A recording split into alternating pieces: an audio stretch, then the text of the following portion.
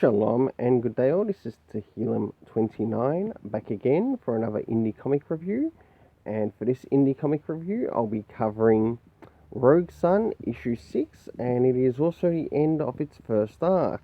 And I must admit, this story has been absolutely incredible from first to present volume, and I would highly recommend you pick this up because not only in the singles, if you want to get it in the singles, go pick it up in the singles, but if you want to pick it up in the trade, I advise you go pick it up in the trade, because this has really been worth my read through and also worth reviewing on the channel.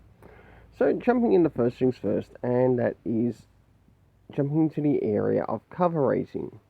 Does this cover in any way, shape or form connect to something that is happening inside the story? Sure enough it does, to which I give it an 8.5 out of 10. I'll now move into the next thing, which is the internal arcs, which we'll get to have a look at some of the things that are happening inside story-wise around the beginning, middle, and end, and finally give the art its rating. Then last but not least, move into the area of the story. Alright, as we start to move into the beginning of the story, we have Dylan Bell going up against his mother in this story. It's no longer Demonica, it is actually his mother, and of course we get a bit of a discussion between himself and his mum, and also himself and his old man, who's like using the Rogue Sun jewel to communicate with him. And I must admit, this sort of feels like a bit of a Zordon moment for Dylan.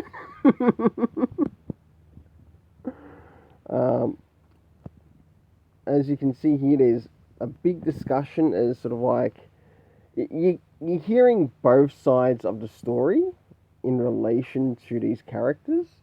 You're hearing the father's side, but you're also hearing the mother's side. And then there's Dylan caught in between in this ridiculous fight. And even though she cannot see him talking to Dylan, she knows that he is talking to him. As we start to move into the middle of the story, Dylan has had to make the hard choice in, well, defeating his mother, because we do sort of learn that she is actually responsible to what happened with his father. So, slight spoiler there. And of course he goes back to the jewellery shop, and I totally forget this person's name because the writer really needs to include it a little bit more just to make it a little bit more consistent for us, the reader.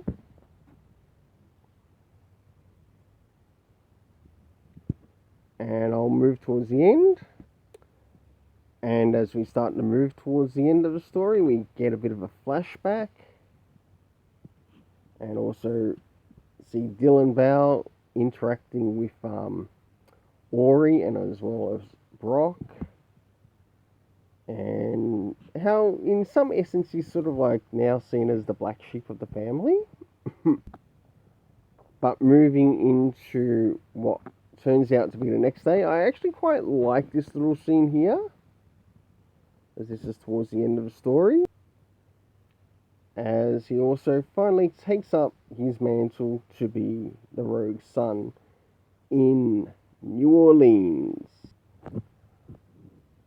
So for the internal art, I gave it an 8 out of 10. Now it's time to move into the area of the story rating.